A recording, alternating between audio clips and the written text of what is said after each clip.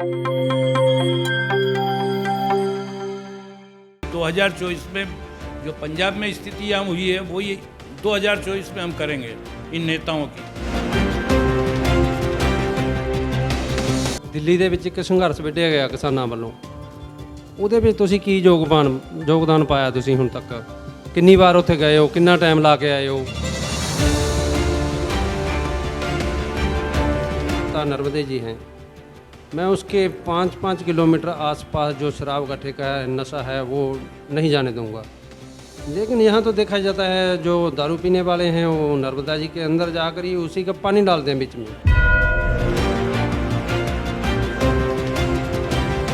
शराब धड़ाके से बिक रही है। पंजाब के बारे में बोला जाता है कि पंजाब में नशा ज़्यादा है, पंजाब का युवा नशे में ग्रस्त हो चुका है, और यहाँ जो युवा लोग हैं, नए बच्चे हैं, उनकी दिशा क्या है नशे की? तो यहाँ इस प्रकार की नीति किसानों के साथ अपनाकर किसानों को गड्ढे में दिया है। किसान उभरा नहीं अभी तक। पंचायतों में ऊपर के ऊपर पैसा निकाल लिया जाता है कि कहीं पेड़ पौधे के नाम से निकाल लिया जाता है, कहीं रोड के नाम से निकाल लिया जाता है। तो इस प्रकार की व्यवस्था हमने सीओ को, जिला सीओ को, सबको अवगत कराई है, पर उसके ऊपर अभी तक किसी ने ध्यान नहीं दिया। किसी को दल्ला बोला जाता है, किसी को चमचा बोला जाता है, किसी को अंधभक्त बोला जाता है। तो आप उसी कैटेगरी में रहना चाहोगे या उससे आगे भी बढ़ोगे? पंजाब का सुना था कि पंजाब नशे में सबसे अव्वल है भारत में, लेकिन मैं ये बताना चाहूँगा कि मध्य प्रदेश भी पंजाब से कहीं ना कहीं आगे ही है इस विषय में।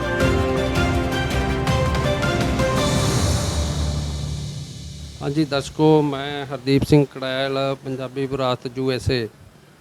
जिमें किसानां दा जो संघर्ष काफ़ी लंबे समय तो चल रहा है। ਪਹਿਲਾਂ ਇਹ ਸੰਘਰਸ਼ ਪੰਜਾਬ ਤੋਂ ਸ਼ੁਰੂ ਹੋਇਆ, ਫਿਰ ਇਹਦੇ ਨਾਲ ਜਿਵੇਂ ਇਹਦਾ ਭਾਈਵਾਲ ਹੋ ਕੇ ਹਰਿਆਣਾ ਇਹਦੇ ਨਾਲ ਲੱਗਿਆ। ਉਸ ਤੋਂ ਬਾਅਦ ਫਿਰ ਵੀ ਜੋ ਪੰਜਾਬ ਸਰਕਾਰ ਦੇ ਨੁਮਾਇੰਦੇ ਹਨ, ਲੀਡਰ ਹਨ, ਨੇਤਾ ਲੋਕ ਹਨ, ਉਹ ਇੱਕ ਹੀ ਗੱਲ ਕਹਿੰਦੇ ਨੇ ਕਿ ਇਹ ਜਿਹੜੇ ਇਹ ਲੋਕ ਹਨ ਇਹ ਪੰਜਾਬੀ ਹਨ ਜਾਂ ਪੰਜਾਬ ਤੋਂ ਆਏ ਹਨ ਜਾਂ ਵਿਹਲੜ ਲੋਕ ਹਨ, ਜਾਂ ਇਹ ਜਿਵੇਂ ਉਹਨਾਂ ਨੇ ਵੱਖ-ਵੱਖ ਨਾਂ ਜਿਵੇਂ ਟੁਕੜੇ ਗੈਂਗ ਜਾਂ ਹੋਰ ਕਈ ਤਰ੍ਹਾਂ ਦੇ ਇਤਰਾਜ਼ਯੋਗ ਜੋ ਸ਼ਬਦ ਉਹ ਇਹਨਾਂ ਪ੍ਰਤੀ ਵਰਤੇ। ਪਰ ਕੁਝ ਲੋਕਾਂ ਨੂੰ ਇਹ ਸ਼ੰਕਾ ਸੀ ਜਾਂ ਭੁਲੇਖਾ ਸੀ ਕਿ ਇਹ ਸਿਰਫ ਪੰਜਾਬ ਦੇ ਹੀ ਵਿਹਲੜ ਲੋਕ ਨੇ। ਟਾਈਮ ਦੇ ਨਾਲ ਇਹ ਸੰਘਰਸ਼ ਜੋ ਜਿਵੇਂ ਯੂਪੀ ਦੇ ਵਿੱਚ ਹੋਇਆ, ਹੁਣ ਵੱਡਾ ਵਾਕਾ ਹੋਇਆ ਇੱਕ, ਅਤੇ ਉਹਦੇ ਨਾਲ ਹੀ ਜਿਵੇਂ MP ਮੱਧ ਪ੍ਰਦੇਸ਼ ਜਿਹਨੂੰ ਆਪਾਂ ਕਹਿੰਦੇ ਹਾਂ, ਉੱਥੇ ਬਾਰੇ ਕਿਹਾ ਜਾਂਦਾ ਸੀ ਕਿ ਉੱਥੇ ਦਾ ਕਿਸਾਨ ਹੈ ਜੋ ਬਿਲਕੁਲ ਵੀ ਇਹਨਾਂ ਦੇ ਨਾਲ ਨਹੀਂ ਹੈ। ਅੱਜ ਅਸੀਂ ਗੱਲ ਕਰਨ ਜਾ ਰਹੇ ਹਾਂ ਮੱਧ ਪ੍ਰਦੇਸ਼ ਦੇ ਵਿੱਚ ਹੀ ਇੱਕ ਕਿਸਾਨ ਯੂਨੀਅਨ ਦੇ ਲੀਡਰ ਨਾਲ, ਅਤੇ ਆਓ ਤੁਹਾਨੂੰ ਉਹਨਾਂ ਦੇ ਰੂਬਰੂ ਕਰਾਉਂਦੇ ਹਨ। ਇਹ ਸਭ ਦੇ ਭੁਲੇਖੇ ਕੱਢ ਦਿਆਂਗੇ ਕਿ ਜੋ ਇਹ ਕਿਸਾਨਾਂ ਦਾ ਅੰਦੋਲਨ ਹੈ ਇਹ ਠੱਪ ਹੋ ਚੁੱਕਿਆ ਹੈ ਜਾਂ ਇਹ ਠੰਡਾ ਪੈ ਚੁੱਕਿਆ ਹੈ। ਪਰ ਕਈ ਸਾਡੇ ਵੀਰਾਂ ਨੂੰ ਭੁਲੇਖੇ ਹਨ ਕਿ ਜੋ ਇਹ ਕਿਸਾਨਾਂ ਦਾ ਅੰਦੋਲਨ ਹੁਣ ਠੰਡਾ ਪੈ ਚੁੱਕਿਆ ਹੈ। ਪਰ ਅਸੀਂ ਤੁਹਾਨੂੰ ਦਿਖਾਉਂਦੇ ਹਾਂ ਕਿ ਹੁਣ ਜਿਵੇਂ ਉਹਨਾਂ ਨੂੰ ਭੁਲੇਖਾ ਕਿ ਇਹ ਠੰਡਾ ਹੋ ਚੁੱਕਿਆ ਹੈ, ਪਰ ਇਹ ਦੂਜੇ ਸਟੇਟਾਂ ਦੇ ਵਿੱਚ ਹੁਣ ਗਰਮ ਹੋਣ ਲੱਗਿਆ ਹੈ, ਲੋਕਾਂ ਨੂੰ ਸੂਝ ਆਉਣ ਲੱਗੀ ਇਹਦੇ ਬਾਰੇ। ਅਤੇ ਇਸੇ ਮੁੱਦੇ 'ਤੇ ਅਸੀਂ ਗੱਲ ਕਰਦੇ ਹਾਂ। ਅੱਜ ਇੱਥੇ ਸਾਡੇ ਵੀਰ ਨੇ। ਹਾਂਜੀ, ਤੁਹਾਡਾ ਕੀ ਨਾਮ? ओम प्रकाश पटेल है। मैं भारतीय किसान यूनियन जिला अध्यक्ष देवास का पद है मेरे पास, और 2017 से मैं यहाँ कार्यरत हूँ। ਜਿਵੇਂ ਕਿ ਦਿੱਲੀ ਦੇ ਵਿੱਚ ਇੱਕ ਸੰਘਰਸ਼ ਵਿੱਢਿਆ ਗਿਆ ਕਿਸਾਨਾਂ ਵੱਲੋਂ, ਉਹਦੇ ਵਿੱਚ ਤੁਸੀਂ ਕੀ ਯੋਗਦਾਨ ਪਾਇਆ ਤੁਸੀਂ ਹੁਣ ਤੱਕ? ਕਿੰਨੀ ਵਾਰ ਉੱਥੇ ਗਏ ਹੋ, ਕਿੰਨਾ ਟਾਈਮ ਲਾ ਕੇ ਆਏ हो? देखिए, हम शुरू से जब से आंदोलन चालू हुआ तब से लेकर अभी तक 5 या 6 मरतबे हमारे मध्य प्रदेश से हमारी जो टीम थी वो पहुंची। किसी ने 8 रोज़ रुक के आए हैं, कभी 10 रोज़ रुक के आए हैं, ऐसे करके 4 या 5 मरतबे हम लोग पहुँचे वहाँ, और 8 से 10 रोज़ का हमने समय दिया वहाँ पर। जो जहाँ के CM है आपके, उनका तो कहना है कि जो मेरा यहाँ मध्य प्रदेश का किसान है उसको कोई कठिनाई। मैं जी एक बात पूछनी चाहता हूँ आपसे, पूछ ही रहा हूँ, पूछनी क्या चाहता हूँ। जैसे इलेक्शन से पहले जो आपके यहाँ के CM हैं उन्होंने एक अनाउंसमेंट की थी, मतलब आपने मैनिफेस्टो में ही लिखा शायद, कि जो माता नर्मदे जी हैं मैं उसके 5-5 किलोमीटर आसपास जो शराब का ठेका है, नशा है, वो नहीं जाने दूंगा। लेकिन यहाँ तो देखा जाता है जो दारू पीने वाले हैं वो नर्मदा जी के अंदर जाकर ही उसी का पानी डालते हैं बीच में। बिल्कुल सही कहा आपने। यहाँ मुख्यमंत्री जी ने दौरा भी किया और स्टेटमेंट भी दिए कि नर्मदा के किनार पर 5 किलोमीटर तक कोई भी शराब नहीं बिकेगी।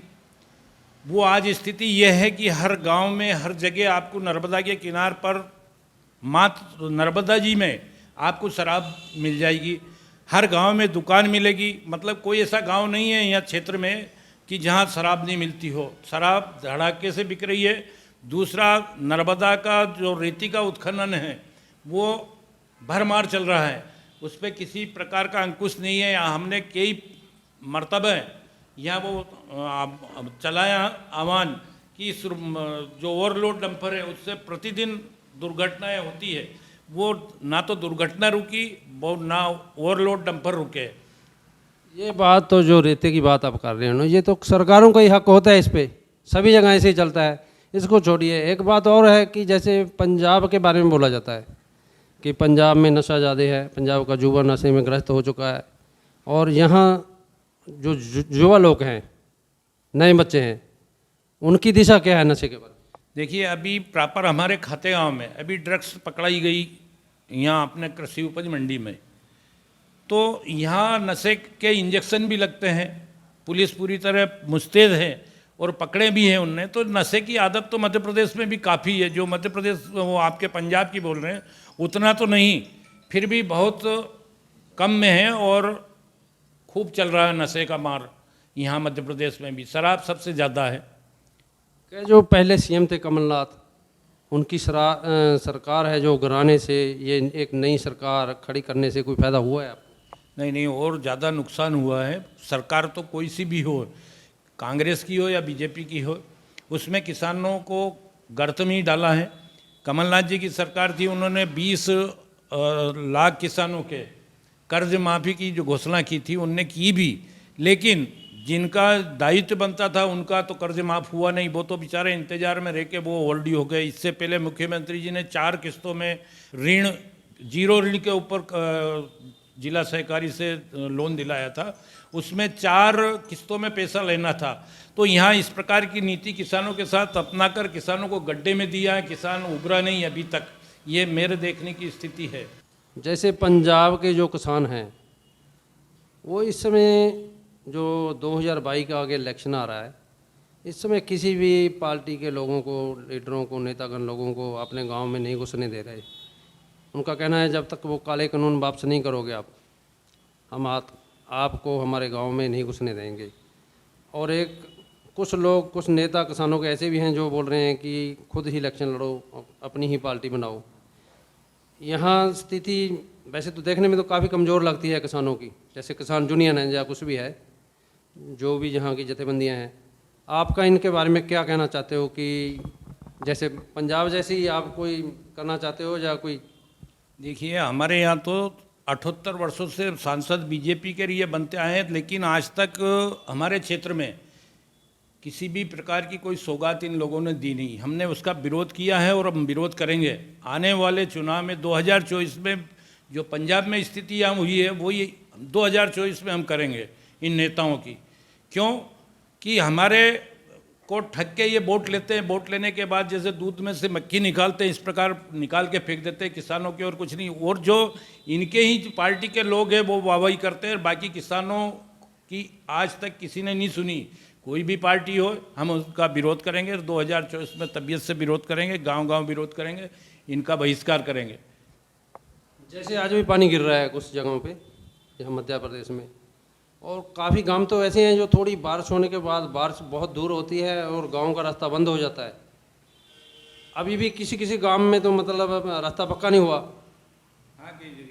और जैसे देश आज़ादी के बाद ये नारे लगाए जाते हैं कि ये ऐसा हो गया, वैसा हो गया, जो दावे किए जाते हैं सरकारों की ओर से। देश की आज़ादी के बाद हमारे यहाँ जो मध्य प्रदेश है स्टेट, इसका कितना उधार हुआ है? देखिए, ये रोड के मामले में तो अपन बोलेंगे काम हुआ है, पर बहुत सी जगह ऐसी व्यवस्था है जहाँ स्कूल की व्यवस्था, आज मेरे गांव की बोलो, खातेगांव तहसील की और अन्य तहसीलों की बोलें तो जहाँ स्कूले बच्चे पढ़ने जा रहे हैं वो घुटना घुटना कीचड़ और पानी से जा रहे हैं, कई जगह स्थिति मैंने भी देखी है। तो ऐसी नहीं कि व्यवस्था इनने पूरी मध्य प्रदेश में एकदम टॉप पे कर दी, वो कहीं से कहीं तक नहीं हुई व्यवस्था। हमने भी बच्चों को ही देखा है ना, जो बच्चे जा रहे थे एक साइड खड़े थे, कीचड़ था आगे नहीं, उनसे निकला जा रहा था आगे दूसरी तरफ, उनकी हालत देखकर ही हम बात की। नहीं तो इसीलिए मैं बोल रहा हूँ ना, बहुत सी जगह है हमारे खातेगांव कन्नौज देवास ज़िले में जहाँ रास्ते की बहुत प्रॉब्लम है। दूसरा, कच्चे रास्ते खेतों के आज तक बने नहीं। पंचायती राज का इनने डंडोरा पीटा, पंचायतों में ऊपर के ऊपर पैसा निकाल लिया जाता है कि कहीं पेड़ पौधे के नाम से निकाल लिया जाता है, कहीं रोड के नाम से निकाल लिया जाता है।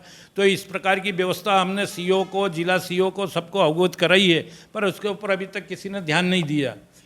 एक लास्ट में सवाल आपसे, जो आपके मध्य प्रदेश के किसान हैं उनको आप क्या संदेश देना चाहोगे, या क्या आगे का कोई प्रोग्राम जो भी है क्या समझाना चाहोगे? देखो, मैं मध्य प्रदेश के किसानों के आपके चैनल से आह्वान करूंगा कि 2024 में हम वो नीति अपनाएं जो आने वाली पीढ़ी के लिए उनका भविष्य बने। और किसानों से मैं यही आग्रह करूंगा कि अपने को पार्टी से ऊपर हटके किसानों के साथ खड़ा होना है, किसानों के साथ कंधे से कंधा मिलाकर लड़ाई लड़ना पड़ेगी। और ये सरकारों से जब तक अपन लड़ाई नहीं लड़ेंगे तब तक किसानों का भला होना नहीं है। ये आपके साथी हैं? ये मेरे साथी हैं, कमल पटेल है, भारतीय किसान यूनियन के जिला उपाध्यक्ष हैं। इनसे भी कुछ बात करना चाहते हैं, कोई मन की बात होती है आप बोल सकते हो भैया। जी, मैं यही कहना चाहूँगा इस विषय पे। तो जैसे 2024 का जो चुनाव आने वाला है उसमें सारे किसानों से ये कहना चाहूँगा कि पार्टी को एक तरफ रखते हुए अपनी किसान कौम के बारे में सोचें। आने वाली पीढ़ी को क्या जवाब देंगे आप? एक तरफ कोई आज बोला जाता है, जैसे अधिकतर आपने देखा होगा, किसी को दल्ला बोला जाता है, किसी को चमचा बोला जाता है, किसी को अंधभक्त बोला जाता है। तो आप उसी कैटेगरी में रहना चाहोगे या उससे आगे भी बढ़ोगे? लास्ट में आपसे एक सवाल कि जैसे आप एक जो युवा नेता हो किसानों के, जो आपकी युवा पीढ़ी है किसानों में, वो तो दारू में धुत रहती है, तुम भी देखते हो, हम भी देख रहे हैं, यहाँ का बुरा हाल है ना, नशई हो चुके हैं यहाँ के बच्चे भी। उनको कुछ समझाने के लिए, और जैसे किसान लाइन है अपनी, उनके बारे में उनसे मैं ये कहना चाहूँगा कि नशा एक बुरी चीज़ है, नहीं करना चाहिए। जैसे पंजाब का सुना था कि पंजाब नशे में सबसे अव्वल है भारत में, लेकिन मैं ये बताना चाहूँगा कि मध्य प्रदेश भी पंजाब से कहीं ना कहीं आगे ही है इस विषय में। और युवाओं से विशेष आग्रह है मेरा, आपके चैनल के माध्यम से मैं ये कहना चाहूँगा कि नशे से बचें और अपने आने वाली पीढ़ी पे ध्यान दें।